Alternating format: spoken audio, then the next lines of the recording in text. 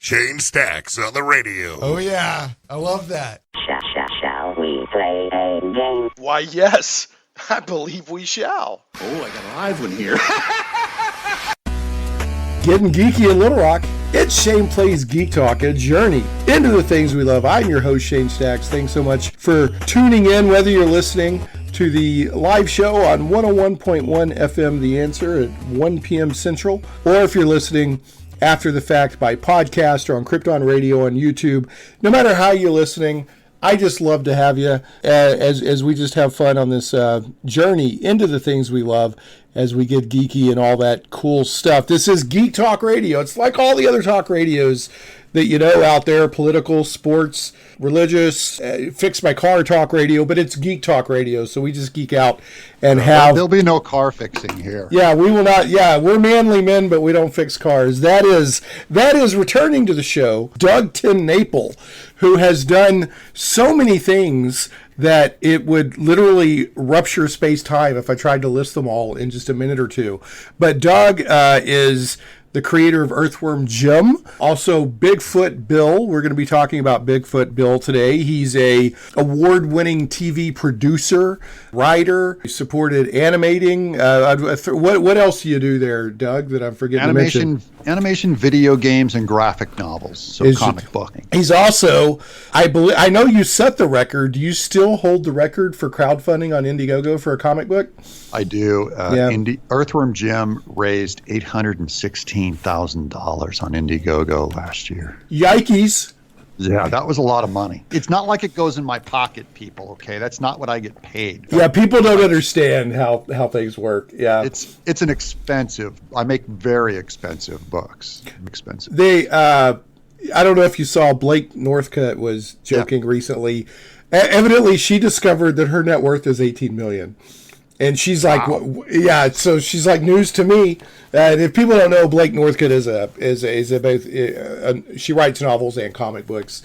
Great, I'm a huge fan. She's a rising talent, as they say, a rising star. But yeah, she was amazed to discover some site was reporting that her net worth was either 18 million or 1.8 million. She's got to go cash that in. Yeah, but regardless, it was orders of magnitude beyond what her actual net worth is. Yeah. So, I mean, Doug, I'm sure you make a living, but a lot of people in your industry, you got to love it. You do it for the love of it. You know, you're not out on a yacht, and all that stuff. Yeah, it's not a rich man's game unless you really just blow something up. And I've never been on the good end of that deal where all my things that blew up the biggest, I always had the smallest percentage or ownership of. So I get to enjoy kind of the heat that it brings, but not necessarily the financial rewards. So I'll take the heat too, because that's good for marketing, future things.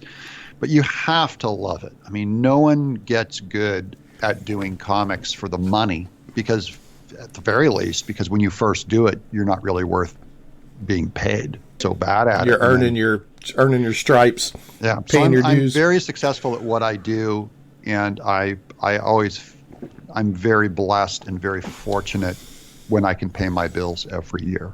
Yeah, you've touched on this before in some previous interviews we've done. And again, thank you for coming back to the show. It's a real pleasure to have you Shane, back. I'll hang out with you anytime. Cool, dude. And I'll hang out with you anytime, man. One of the things I love about you is that not only do you produce some genuinely geeky stuff that I love, but you're a man's man. You'll talk, obviously you're a devout Christian. We have great conversations there. You're sort of Jesus, love my wife, love my 4 children. I like my guns. Yeah. You like them? Yeah. I don't love my guns. I like them. It's a priority. Well, my single issue is going to be for life. Yeah. And guns are down a bit. Yeah. Well, I mean, they're there. It's just with people. Sometimes when people talk about their guns, I'm like, dude, get a room. You're making me uncomfortable. It's getting a little steamy in here. So you're even a country boy. You're even in the South. Our guns. Yeah. I was just teaching my son. He's sick. I was teaching 6. He's 6. I was teaching him some more gun safety over the weekend with a BB gun. And BB guns are great. I buy all my kids BB guns. Those $24 Daisy guns that you can get at a sporting goods store. I got all 4 of my kids a BB gun. And it's great for gun safety. Yeah, that's the thing. It's like teach, and it's almost a trope or a stereotype to bring this stuff up now because it always comes up in the discussions. But, a few decades ago, everybody had a gun. The kids were going to high school with gun racks in their back. So it's not a gun problem. It's a heart problem. There's a people problem out there. So that's true. Now that is true. All my kids are responsible with their gun handling skills. We have 3 boomsticks in the house. Yeah. And so I try and get them out to the range to shoot every once in a while. And I agree, we that right is also it's self-evident. Should be able to have a gun.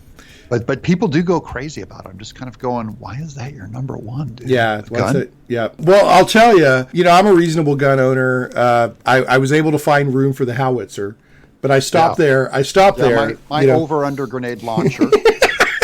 It's purely for home protection. Some guy comes in my home. You don't want to come in my home. Everyone in my family knows what they're doing. So that aside. Yeah. My satellite-based particle weapon platform.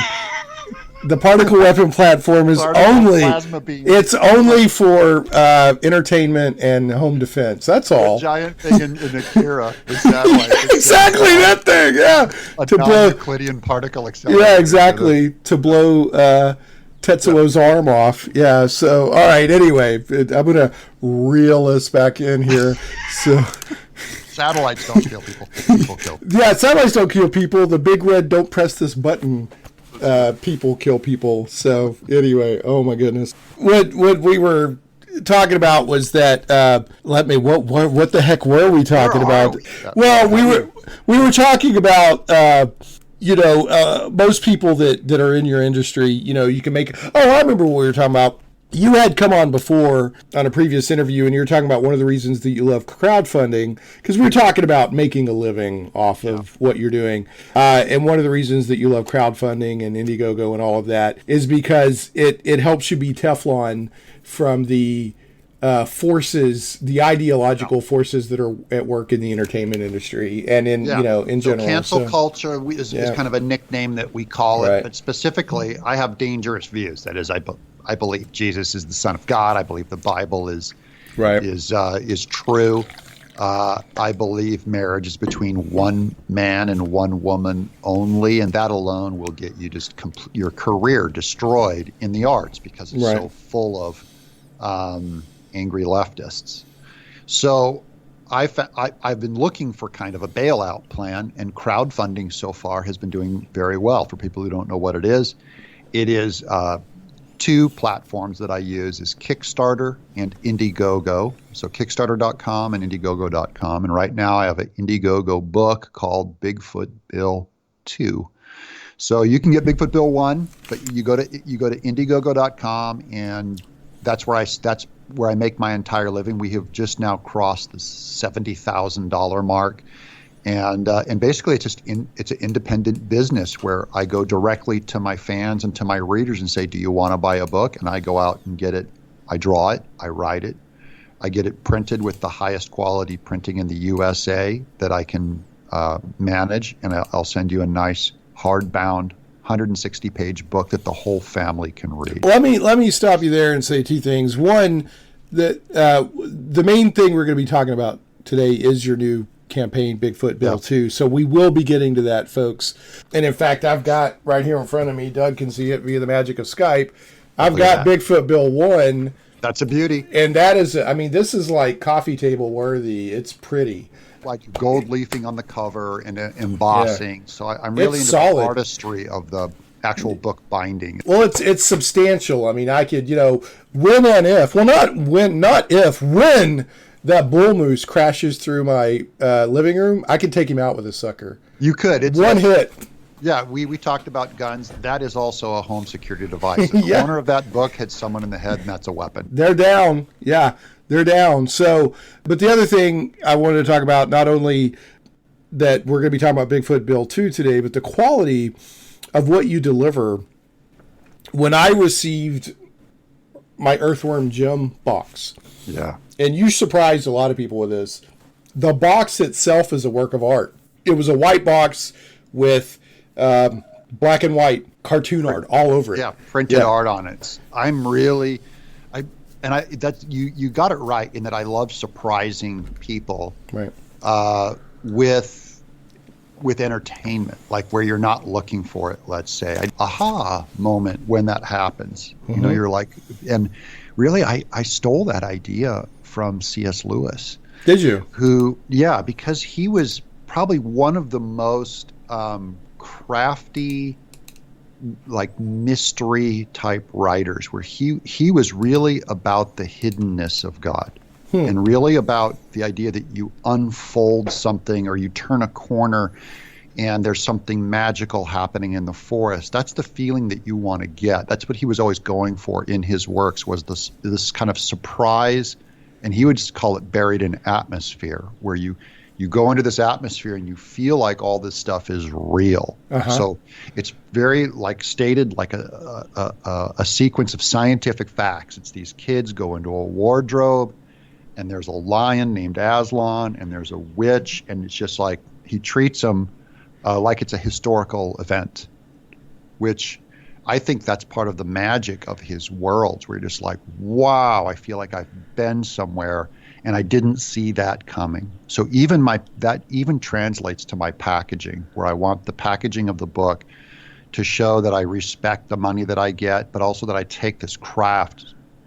It's beyond serious. It's nearly an obsession with me, where I want the quality of the story and the work to show that I really love what I do, and I really am fortunate and blessed to get to do this in America right now. I don't feel like it's a given. I think these are rare times. So I draw for God, draw for God first, then my fans, And so I'm aiming, and by the way, when I look at all my work, I still go, Shane, I'm not there yet. I'm not doing it well enough. Well, I think that's the mark of any true person who is an artist, whether they're, you're a professional artist. Yeah. Professional, at its bottom line means you get paid to do it. But professional can also mean a mark of quality. Most professionals have a certain amount of quality, but I guess what I'm trying to narrow in on, I think a true artist never thinks they're there. There's so many filmmakers, writers, comic book creators, musicians, that people love their stuff, but on the inside they're like, I'm dying inside because this wasn't what I was trying to put out, and because it's, they're always trying to hit a mark that is an internal goal for them that that people don't, the outside doesn't see, and this is a very extreme example of it. There was a video game that came out, indie game that came out a few years ago called Braid. Oh yeah, I remember that. Yeah, it was a good one. Well, here's the thing, that also crowdfunded. It was a platformer that had mechanics where you could reverse time and things like that. And there's a documentary out there called Indie Game the Movie. And I remember that. Yeah, they interviewed. It's a great documentary. Yeah, it focuses a lot on the people that did Super Meat Boy, but it also talks to the guy who did Braid and who did Fez. Fez is a wonderful platformer. But anyway, the guy who did Braid was like almost fetal because he did not. The game wasn't received on the artistic level that he meant to put it out. And it's this massive success, but he's actually almost depressed that it wasn't. It was either that it wasn't the game he wanted it to be, or people didn't see in it what he was trying to say, So that's the problem is you put all this magic into it, and not all of the magic is going to be seen. And that's another thing, by the way, that I got from C.S. Lewis. C.S. Lewis. C.S. Lewis. He, in the Chronicles of Narnia, he was hiding all kinds of stuff on a much deeper level that people didn't even discover till 50 years after it was published. Michael Ward, I'm talking about, from his book Planet Narnia, starts really opening up and describing exactly what Lewis was doing. Almost all of what he was doing was secretive and hidden. There's layers in that book that is beyond just what a child reads and what we might read on the first go. And so he would have to be frustrated, and he never told people what he put in it.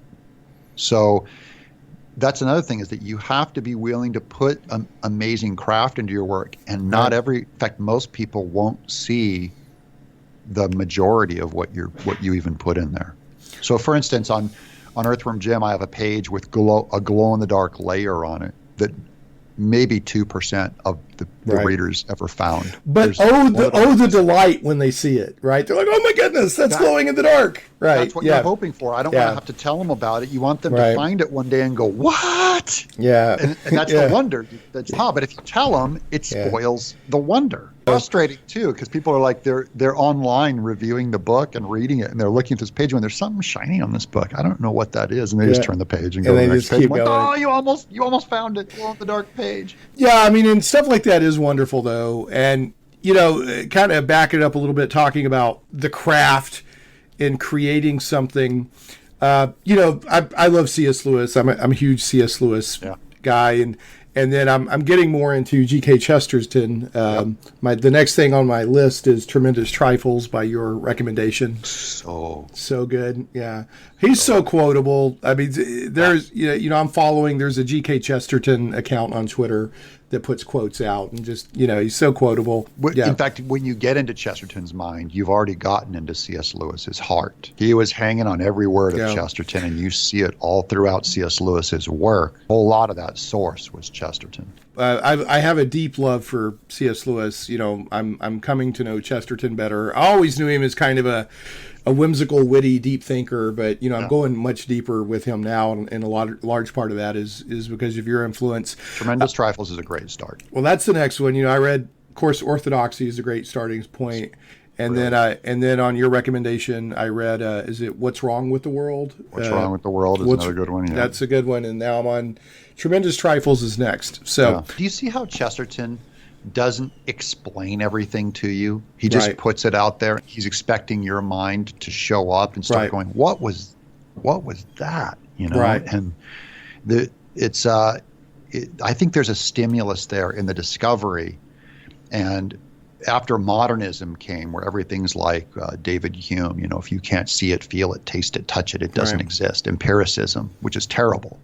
Then everyone is explaining all these facts to you. Everything's like, let me explain it to you. Let me break it down for you. Treating you like you're dumb, or like there's no intuition or a way that your mind can put things together. Well, and I can't help but think a lot of church services have gone that way. That's true. The mystery has been, and there is a beautiful mystery in Christianity.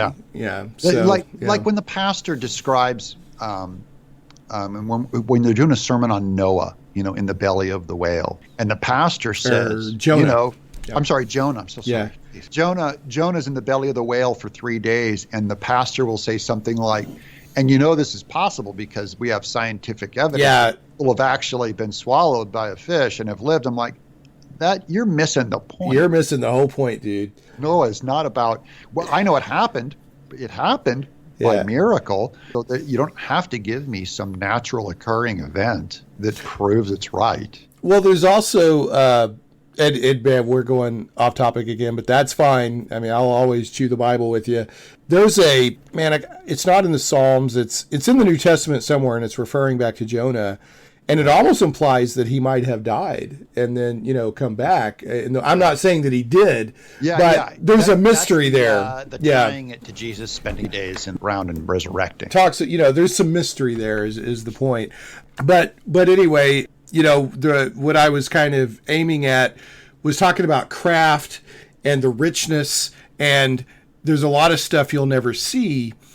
One of the reasons that the Lord of the Rings, Middle Earth, The Hobbit, it feels so rich and developed, like you're really somewhere, is because Tolkien developed an entire mythology in history before he ever wrote The Lord of the Rings. Yeah. So you're seeing about an inch of an iceberg that is like 20 feet deep. So that's why it feels so real. And when you compare that universe to Star Wars, you see how thin Star Wars is as far as the world building and the language. It just doesn't have, it has illiterate depth. Star Wars is still neat, but it's not. Right. It doesn't feel as real as Lord of the Rings. It doesn't, and I love Star Wars. Is what I keep trying to say, when everyone's arguing over Star Wars these days. Star Wars is space opera. Yeah. It's basically fantasy, but with a science fiction coating on it. Yeah. It is a fairy tale in space. It is. Well, a long time ago in a galaxy far, far away is the same thing as saying once upon a time. Was your first clue. Yep. Yeah. So It's fun, but it's not deep like Tolkien. And one of a lot of the things that people are seeing these days, especially with the new trilogy we just had, instead of drawing on, all this deep, rich mythology that was already written that nobody already knows about, it's like the Wallace and Gromit scene where the dog's on the train and he has to keep laying the rails down in front of the train as it's going. Long trousers. Right, yeah. And so that's what they're having to do with Star Wars now. They're having to just keep making up as they go along, which is fine. I mean, it's still like The Mandalorian. Great storytelling, a lot of fun. And I didn't hate the new trilogy. There was a lot of stuff that I liked about it. But the reason it feels a little shaky these days is because there is no cohesive. It's because it is shaky. It does not have a firm foundation. Right. Oh, wait. I mean, you get a firmer foundation than Tolkien, a linguist right. who is writing language and history, and then crafts a wonderful little story. Well, he wrote from all that. He did all of that to justify the fake languages that he was creating.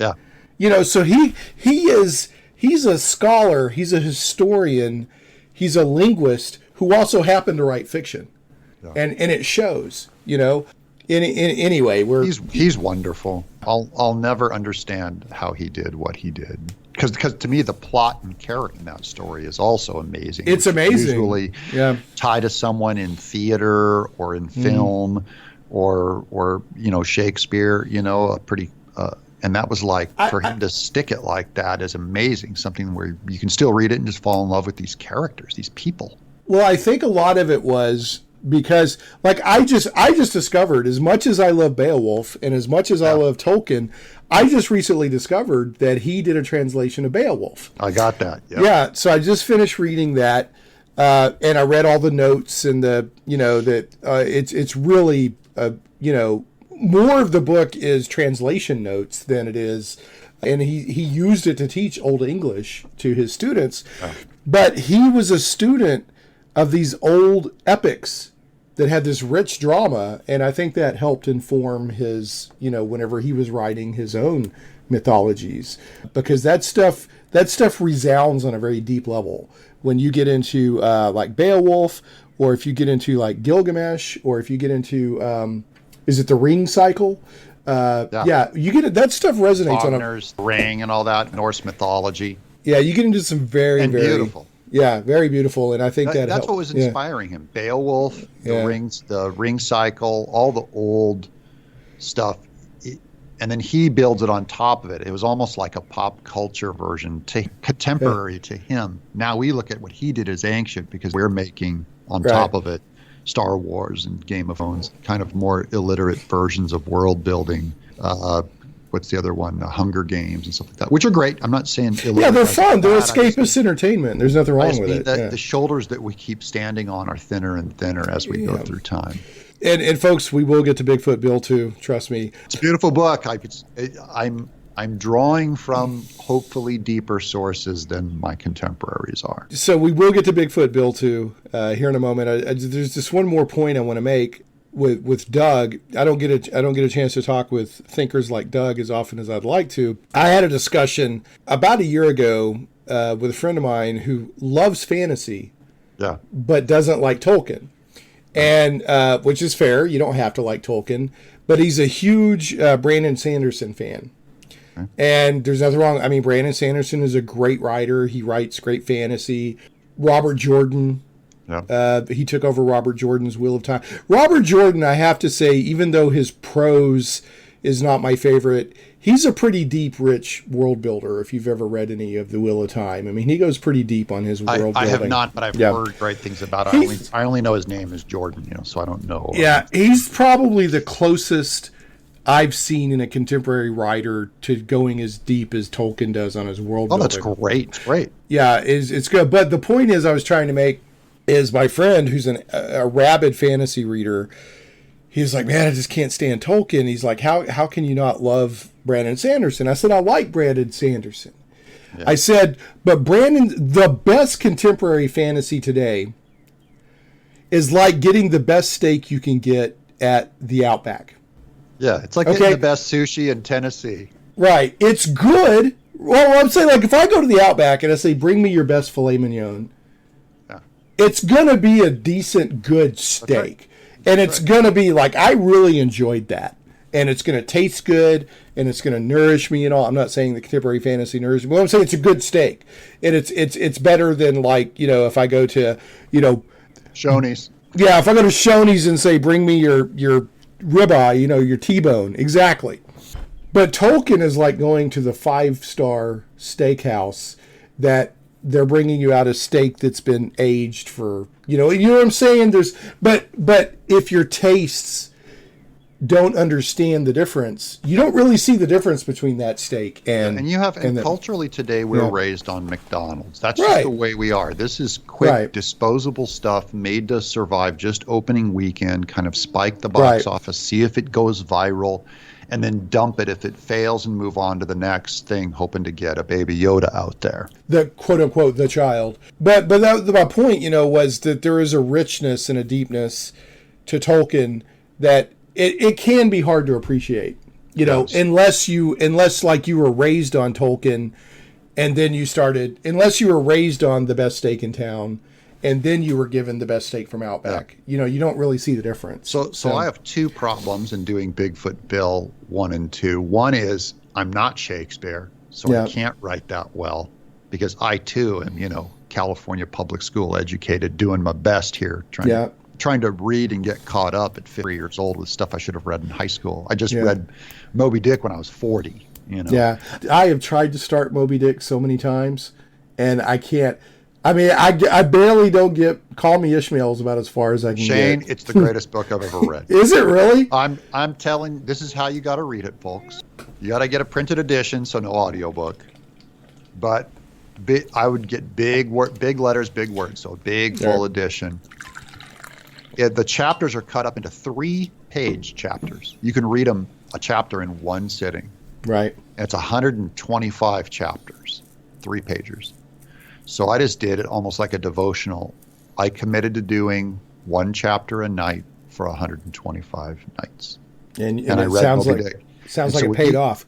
When you only have to read 3 pages, right? It's amazing how much higher your concentration can be, how much funner you'll have with he's talking about a world builder, my goodness. It really is. It's the most, and I found it strangely readable because I'm not like some smart genius guy reading Greek or something like that. It's very readable and it's very beautiful. Well, I'll give it another shot then. Yeah. I'll tell you a book that, I would say is like scholarly, but I picked it up a few years ago and devoured it and loved it.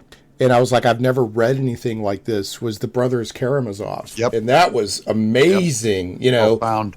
That's one of the most profound books there are. Yep. There's so many classics that we don't treat ourselves to. So just go, look, I'm going to die one day. What books do I want to make sure that I hit? It is worth spending time on great books instead of on pop culture stuff written in the last 2 years. Well, I think it's good to have a mix. I like to do deep stuff. Yeah. Like at any given time, I might be reading like some nonfiction, Christian thought. Yeah. Like I'll be reading Chesterton but at the same time I'll be reading Dragonlance, and then I'll be reading, my Bible every day. So I try not, I try to have a mix of stuff coming in, I never can commit myself to the pop culture garbage. The biggest thing that I can say that I watch is like, I'll watch Survivor every week with my family. I used to be a huge Survivor nerd. I used to be big. Eating hot dogs. Yeah.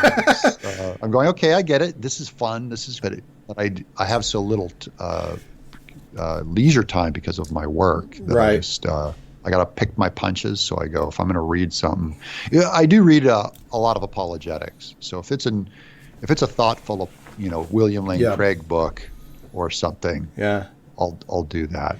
Or something real light and breezy like Francis Schaeffer. Yeah. I love the Schaeffer trilogy. That's another one where I put it on my nightstand and just did a chapter a night. I read The God Who Was There, and that was some really good stuff. That was good. And he's like he's a more modern C.S. Lewis because Lewis and Tolkien and Chesterton were really fighting off the coming of modernism. Mm-hmm. And then by the time Schaeffer came around writing in the 60s at L'Abri, he was responding to postmodernism. So there's predictive stuff in Tolkien, Lewis, and Chesterton where they see postmodernism coming. But by the time Schaeffer was doing The God Who Is There, he's full on seeing it and addressing it in that book. He has a great grasp of the arts when he talks about this stuff. He's responding to the philosophy of the time. So he's a great one. And then built on his shoulders are much more modern but thoughtful thinkers like Greg Koukl, J.P. Moreland, William Lane Craig, Mark Keller, great pastors and great writers. Yeah, some of those names I recognize, some I don't. But, man, we need to do just a separate podcast on this kind of stuff, man. Yeah. Well, I'm an armchair theologian, so that's my other thing that I do is I read. Yeah. I try to read, especially when I'm inking pages, I can read like doctorate level stuff, and I try and really go deep on it. So cool. Yeah, speaking of, and then we'll leave the non-Bigfoot Bill stuff behind after this. But, you mentioned they were fighting against modernism and this and that. The third book in C.S. Lewis's space trilogy, That Hideous Strength, was nothing but a salvo against modernism. Yeah. I mean, he was basically showing because he was in the university. I mean, he was a professor. He was part of the education, and he saw it coming. Yeah, and he's so predictive of what we're going through now. That is probably my favorite C.S. Lewis work. Is That Hideous Strength? Well, that he tells it from the perspective of and it's a fiction book. It's exciting. It's got supernatural and sci-fi elements, but he shows what happens to a university when it gets taken over by like just potent modernism. So. Yeah. Anyway, okay, well, let's get a break in, and when we come back from the break, we're going to be talking Bigfoot Bill 2, Doug's newest crowdfunding project. Bigfoot Bill, the first one was The Shadow of the Mothman. What is the name of Bigfoot Bill 2? What's the Finger of Poseidon. The Finger of Poseidon! So, there you go. And it's a wonderful, fun graphic novel, comic book, in book form, and if you liked Earthworm Jim, which you should, Earthworm Jim's a lot of fun. If you're not already familiar with Bigfoot Bill, I can't help but think that you'll like Bigfoot Bill. It has that same fun, that same whimsy, that same all kinds of cool elements. I mean, Bigfoot Bill is like basically a Bigfoot that wears a kraken. So, and I mean, if that doesn't get things a kraken, I'm going to delete that out. That was bad. His kraken is his clothing. Yeah, yeah, that is some great stuff. All right, we're going to break in. When we come back, we're going to be talking about Bigfoot Bill 2 with Doug TenNapel, the man, the myth, the inker, and more. And the answer. We'll be back on 101.1 FM, The Answer. Comic book lovers, visit thewildstars.com today. From the mind of author and comic book industry expert Michael Tierney, it's not just a comic book, it's a comic book novel. The Wild Stars is sci-fi and so much more. Learn the explanations behind UFOs and space gods. This isn't the Twilight Zone. This is the region of the Milky Way galaxy known as the Wild Stars. We guarantee you've never read anything like it. The complete comic book novel took 20 years to tell, with one reviewer noting, the story of the Wild Stars stretches ambitiously across space and time, from small-town murders to the destruction of planets, with every event given multiple layers of meaning. If you haven't read The Wild Stars, you're missing out. Visit thewildstars.com today. Are you a fan of thrilling adventure, daring suspense, and just a touch of romance? Cursova has you covered. Since 2016, Cursova has been publishing the very best in contemporary fantasy and science fiction, retro pulp, and for you D&D gamers, Appendix N style fiction. Based in Little Rock, you can pick up their flagship magazine locally or at Michael Tierney's The Comic Book Store on Treasure Hill Road or Collector's Edition on JFK in North Little Rock. Swing by one of Michael's stores and pick up an issue or find them on Amazon. CIRSOVA, doesn't start with a K, it starts with a C. Cirsova, Cursova Magazine. Check them out today. I want to go ahead and throw out some love to Game Goblins. Some goblins are your friends. Game Goblins is Central Arkansas's premier retailer of Magic the Gathering, Warhammer 40k, board games, card games, RPGs, miniatures, and hobby accessories. Call Game Goblins at 501-224-GAME or visit them online at gamegoblins.com. That's 501-224-GAME or gamegoblins.com. Conveniently located 1121 South Bowman, right on the corner of Bowman and Canis in West Little Rock, and staffed by friendly employees, Game Goblins has expanded their store size, and there is plenty of room for exciting inventory and tables for play space. You'll like that space because Game Goblins has gaming events every day of the week. For all of your gaming needs, I heartily recommend Game Goblins. Make sure to check out their customer loyalty program that rewards you based on your actual purchases. Game Goblins earns your business and keeps it. First-time customers, mention Shane Plays and receive $10 off your purchase of $50 or more. Tell them Shane Plays sent you. And folks, if you do visit any of my sponsors, please tell them that you hear about them on the show. That helps them know that their advertising money and the relationship we've built is time and money well spent. Shane Plays Radio is blessed to have sponsors, and we appreciate them very much. However, did you know that you can also support the show as an individual for as little as $1 an episode? Simply go to patreon.com/Shane Plays. Hey, welcome back to Shane Plays Geek Talk and Journey into the things we love. We have the pleasure and the fun and the danger of talking with Doug TenNapel, the creator of Earthworm Jim, Bigfoot Bill, Emmy Award, I know you were Emmy nominated for the VeggieTales. That's right. That was on Netflix, which I love. There's so much stuff I could talk with you about. I have to actually slap myself to keep myself on topic. So I'm going to do that right now. There, I just slapped myself. So, well, pow! Self-flagellation for the good of the podcast. What we're talking about today is Doug's Bigfoot Bill 2 project, which is in crowdfunding right now and has already met its goal and more. But, you know, when a crowdfunding project meets its goal, that is the minimum level that it needs to hit to get out there. Yep. And I can guarantee you that creators like Doug, the more they bring in, the more they do. Like, I backed Earthworm Jim, and I ended up getting, the box itself was a work of art, which was a surprise. It had all kinds of goodies packed in, and it just kept adding to as more and more money came in.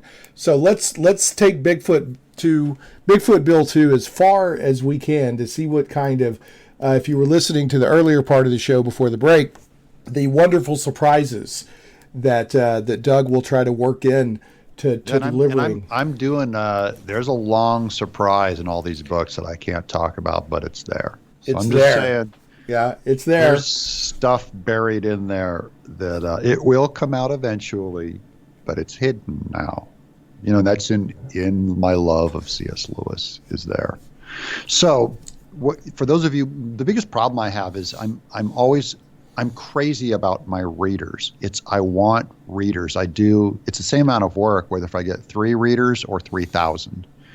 So, and I have a lot of readers who are like woke cancel culture. So they're the ones that come after me. Sometimes they'll go, well, I'm going to refund this book because you're a Christian.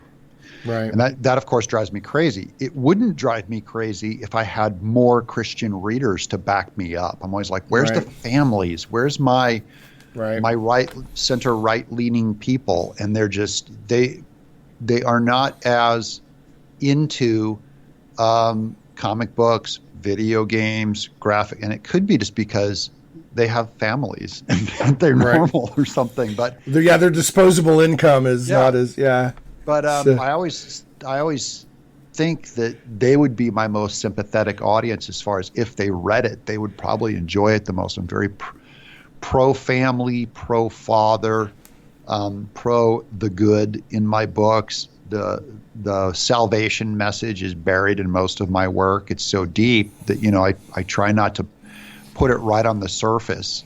I think if people catch you preaching, that's no good. Well, I think it's totally fine to bury themes in your work. There's a difference between hitting people over the head or disguising a sermon as entertainment. I mean, your stuff is entertainment first. It's not thinly veiled or anything like that. It's just, I just believe that the superstructure that all of our stories generally have is you usually have a hero who has a problem, who has to go through an ordeal, who at the very end goes into a crisis and finds a moment of revelation or transcendence and is changed forever. That is the one thing that the gospel has put in the Western love of story that isn't there, say, in manga. That outside of the Western tradition, that story structure doesn't exist. So that's what we're trying to hold on to. And as people try and experiment outside of that story style, you'll see worse and worse entertainment show up, because I just don't think it resonates with us as readers. Yeah, I mean, you do. You know, there are archetypes, and there's certain beats that you can hit or whatever that will resonate very deeply with people. You know, one thing I want to address, talking about, you know, because comics can get it's one of those industries, one of those entertainment mediums where people's personal beliefs and ideologies can cause conflict and anger. Yeah. Doug's stories are entertainment first. Yeah. Okay, you can be a Buddhist, you can be a Christian, you could be an atheist, whatever, and you can enjoy them 100%. I have tons of atheists in my audience, and I love making them laugh and smile. Right, and that's your core goal. You're not trying to trick somebody into buying a comic book that's really going to be the gospel. Like, that's not what you're doing. No. In fact, my thing is, I believe this to the core of my being, that God commands me to share the gospel with every fiber of my being. But he never says, turn your job into the gospel. He never says, like, go lay a brick wall and hide John 3:16 into it, you know? Right. Instead, he's saying, build, if you're working for me under the Lord, you know, make the best you can, right. So picture storytelling as another form of brick wall making.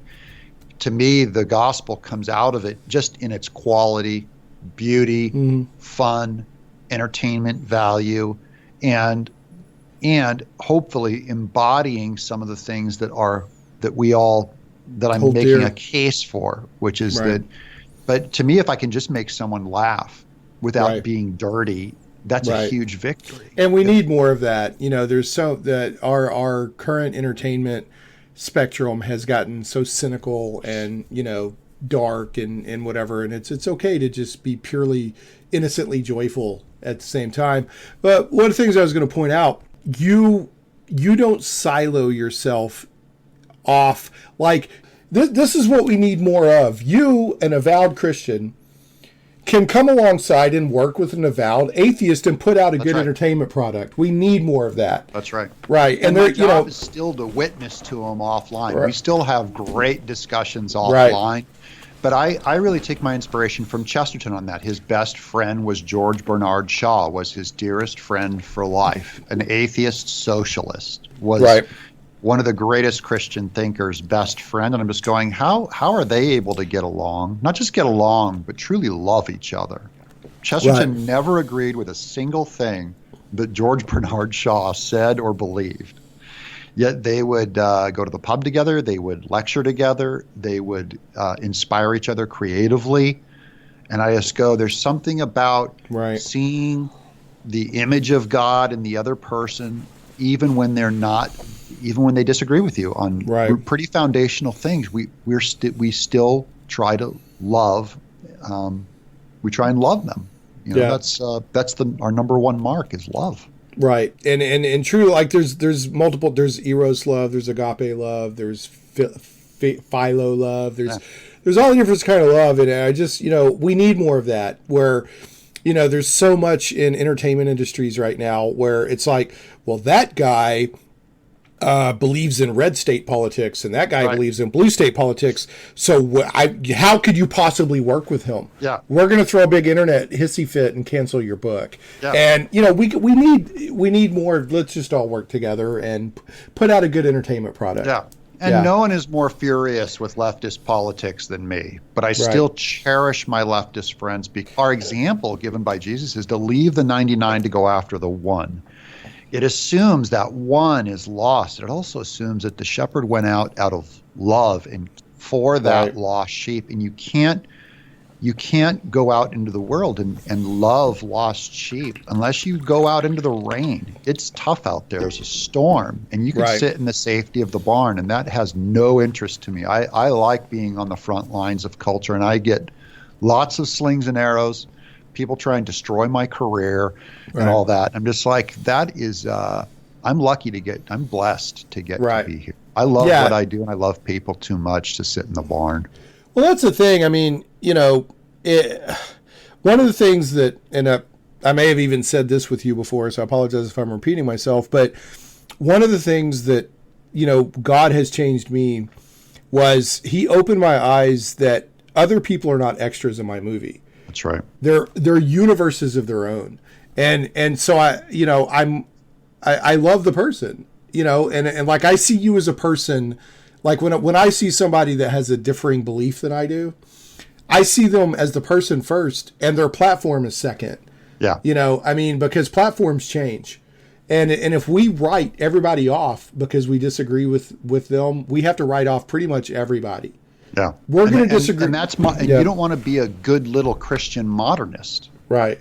That's a Christian modernist says, because modernism demands that you reject the person and hate them for what they believe. Yeah, and I don't. You always hear Christians say, love the sinner, hate the sin. And modernism is different. It's if they're a sinner, if they sin, hate the sinner. And they don't even believe in sin. But they just mean if they disagree with you, then they must be destroyed. Right. Yeah, exactly. Disgusting. It's like tear them down over one difference. And I've seen people weaken their job, like let them build your brick wall. Right. It's crazy. Even though they make the best brick wall in town, don't work with them. Yeah. Even though they would come in, build the brick wall, never say anything about, and just do a good job and leave. Yeah. And it's just crazy. I'll work with anybody. I'm looking for the best people. You're looking for the work. You're not there to have an ideological debate. You're there. Your first goal is to put out a good product. It has to be number one best thing I know how to do. And usually I can find people who think the same, but I never want like a whole Christian team. I've always, on all my animated series too, I've loved hiring. I hired homosexuals and trans people, atheists. I've worked with a lot of Mormons, and I just see it as like, welcome to the team. Right. Let's make something great together. And that's also my witness as a Christian is like, how do I conduct myself on that team? I hope I can show them there's a difference. It's part of my witness. Right. Absolutely. But what good's a witness? What good is your candle if you put it under a bowl? What good is it if I sit over in a Christian ghetto, have a Christian team making Christian entertainment for the choir? That is not in my vocabulary. Yeah, and there may be some people, we're getting into some theological stuff here, but there's a difference between a vocation and a calling. Yeah. And there may be some people that are called. They feel called to make entertainment just for the choir. I don't judge those people. People who make like October Baby or Fireproof. Right. I'm happy they're making stuff for the Christian audience. I'm fine with, and VeggieTales. I'm fine with that. That is not what I'm. Right, you have a different passion, a different very different. Purpose. I want to make a case. Right. I'm leaving the 99 to go after the one. That's cool. So let's talk a little bit more. Who is Bigfoot Bill, and why do people want to get this new project that you're working on? Bigfoot Bill, Finger of Poseidon is the second book in a multiple book series. It's a giant sci-fi comedy epic where think of all the cryptozoological creatures out there: Mothman, Bigfoot. In this case, there's even Greek gods like Poseidon, unicorns, Loch Ness Monster. They're all hidden in this deep state government facility where they don't want to get them out because they're threatened by their magic power. So they're kept in this prison. Bigfoot Bill steals the Finger of Poseidon, which gives him control of the Kraken as his slave, and he wears the Kraken as a costume to help him break out because he's trying to get out of the Cryptozone, which is in downtown LA. And Bigfoot Bill's just a teenage Bigfoot trying to find his family that he feels still exists, even though they keep telling him that that he's the last Bigfoot alive. Right. He doesn't believe it. Yeah. So it's kind of, his big goal in life is to meet his family, and that comes in future books. And, like all good stories, it's not going to be what he thinks it is. So in his naivete and his great love, so he's very naive, very loving, very funny, big and goofy. And then wearing the Kraken gives him like almost an indestructible power. This being was made in Hades. So Bill is very good and the Kraken is not good. I'm not saying he's evil, but he's, he represents the underworld and all that. And so to me, it's like an allegory of all of us carrying, coming from darkness, right, and finding the light. But Bigfoot Bill's innocence, him being set aside and kind of the chosen one, makes him just a bright light in this dark story. It's why I had it take place in LA. It's all of these beings are all lost, and the government's after them. And Poseidon is this, frankly, evil demigod trying to get to the Pacific Ocean so he can flood the earth, is his goal. So they have to stop Poseidon from getting to the Pacific Ocean.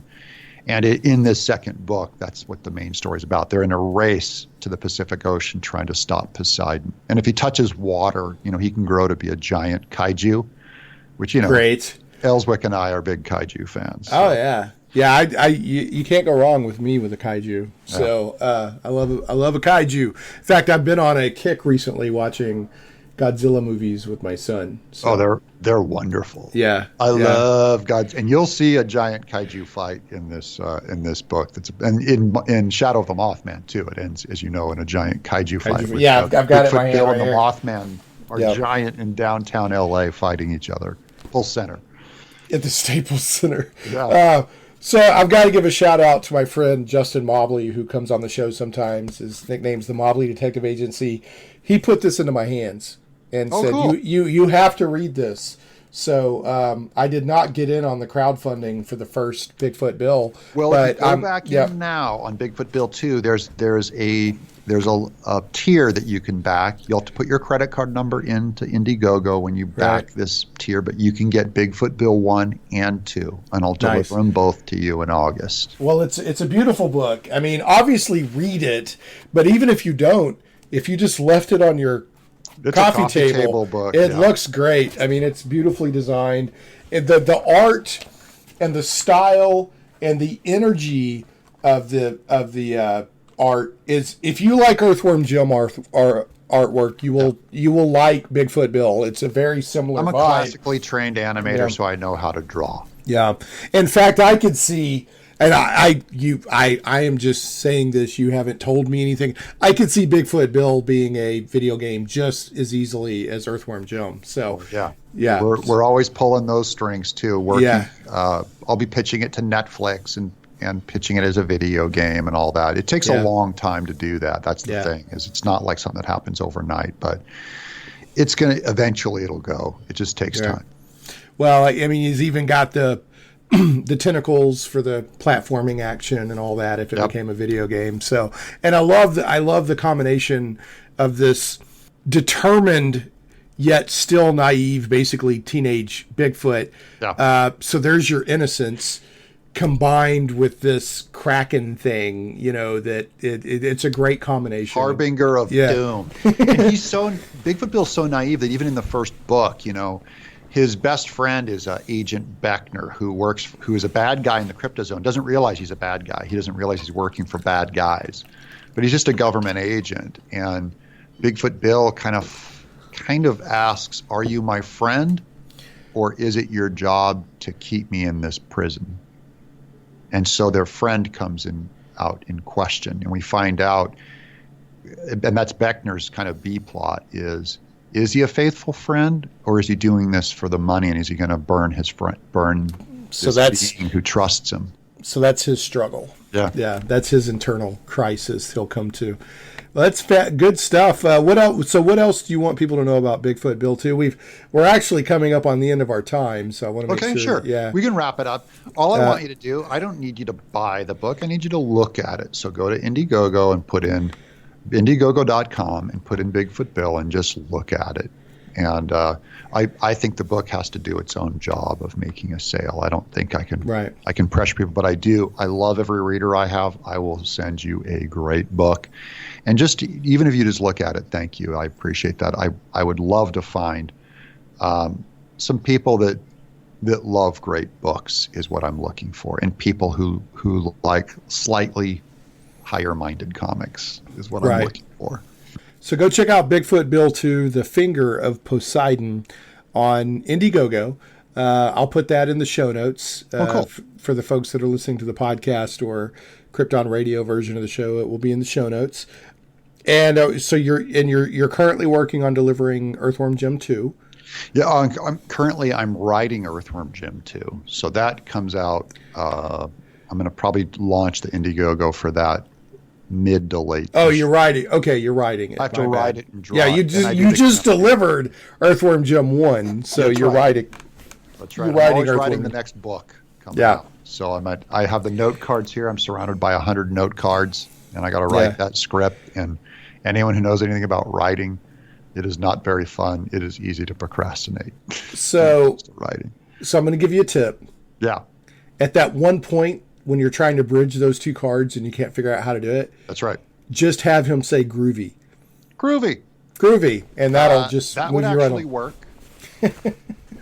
I couldn't think of anything to say, like when he first is born, and he sits up, so he just goes, groovy. I think groovy would be great. Just groovy. No, but it works. Yeah, that's where his catchphrase came from. Yeah, that's right. Yeah, so he came out like the tick. The tick was born shouting spoon. Yeah, spoon. Earthworm Jim was born saying groovy. Are there any other projects? Because I know you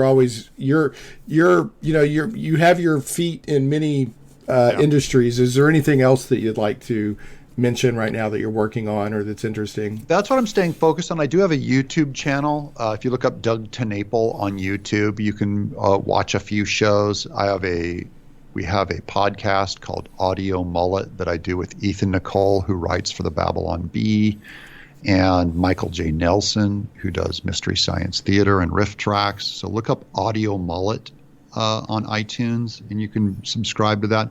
But really, I just love writing what I'm writing. I am going to pitch this in Japan in May. I pitched the television series to Netflix Japan or something like that. So I'll be meeting some business partners out in Japan just to see what they think of. Ooh, I wonder what the Japanese word is for annelid. Because it'll be I think it's Mimizu. It'll be Super Action Mimizu.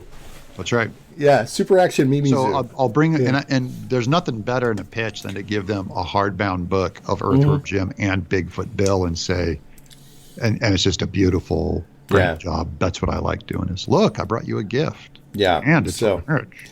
Yeah, and it's a pitch. It's a pitch It's wrapped a in a. pitch, It's a pitch, see, wrapped in a gift, wrapped in an enigma. Side of the mouth.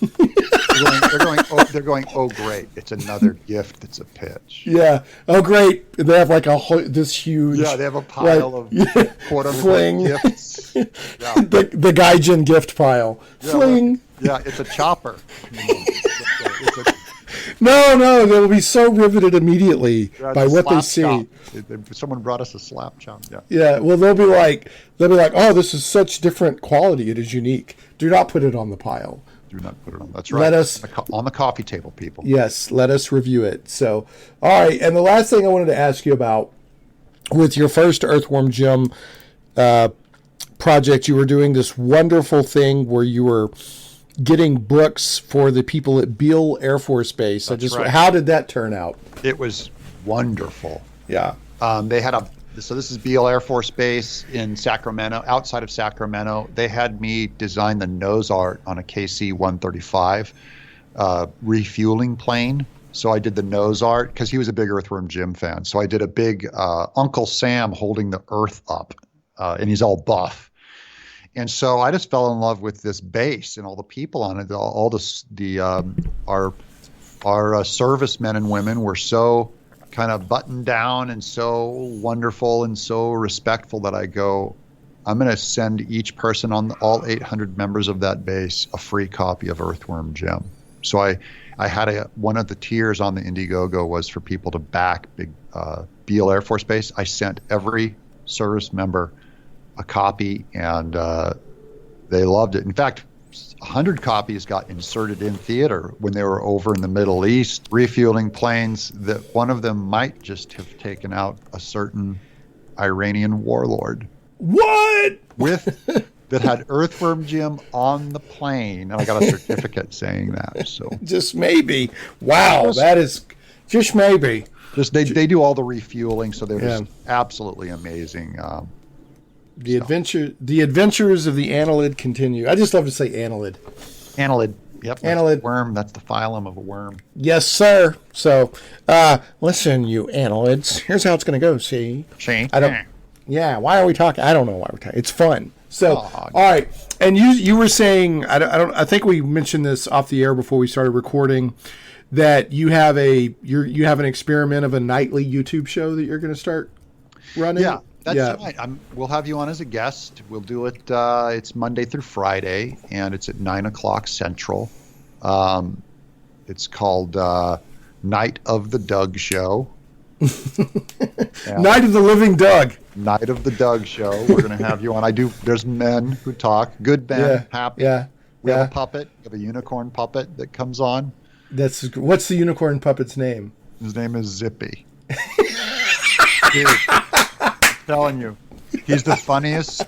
He's the funniest thing I've ever seen. Yeah, I can't hold it together when he talks. He's insane. All right, sounds great. Okay, so start checking out Night of the Doug Show Monday through Friday on Doug's YouTube channel at 9 p.m. Central. Yeah, just go to Doug TenNapel on YouTube and subscribe. Yeah, check it out. That's the way to do it. We'll All get right. Shane on too. Shane's going on. That's going to be fun, and I appreciate the invitation very much.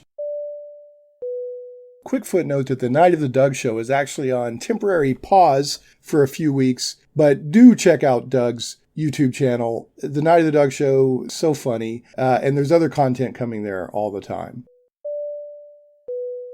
So we need to. I want to again, folks. Bigfoot Bill 2 is crowdfunding right now. When does the crowdfunding end? I think it ends in a month and a half. Okay, so you got plenty of time to jump in there. Go check out Bigfoot Bill 2 on Indiegogo, and when you see it, it'll do the rest. You'll be like, of course I want to support this. This is great. Blast. I'll blow your mind open. It'll be a blast. Get cracking and get on over there. Oh, Kraken. Oh, the Kraken joke. So Release the Kraken. Yes, sir. All right. Well, yeah, we got to say it sideways. Release the Kraken, see? Release the Kraken, see? Yeah, we're talking this way again. Yeah. Hey, boys, it's time to release the Kraken. Like James Cagney. Yeah. Oh, boss, you sure you want to release the Kraken? Hey, when I say release the Kraken, I mean release the Kraken, you mug. Now you bug. Oh, the curtains, they're adorable. That's my favorite Bugs Bunny cartoon. Yeah, that's good stuff. Yeah, the little short. They're adorable. The little short guy. Yeah, he's the best. All right, I got to wrap it up. Doug, as always, it's been a pleasure. You're always welcome on the show. This has been Doug TenNapel, Earthworm Jim, Bigfoot Bill, many other wonderful fun things. But right now, the main thing is remember Bigfoot Bill 2 is crowdfunding on Indiegogo. And that's the answer. That's the answer on 101.1 FM. The answer. All right, Doug. It was a great show, see?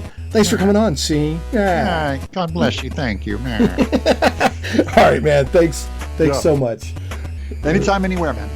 Cool. And one thing I didn't get a chance to do with Doug while we were recording was the bad joke of the week. But I had one picked out especially just for him and Bigfoot Bill. And here it is, baby. What do you get when Bigfoot walks in your garden? squash. Why, it's Muggsy. Don't look at me like that, Muggsy. I'm your pal, Muggsy, your buddy pal. Yeah. It's curtains for you, Rocky. Curtains. No, not that. No. Curtains, you understand? Curtains. Here.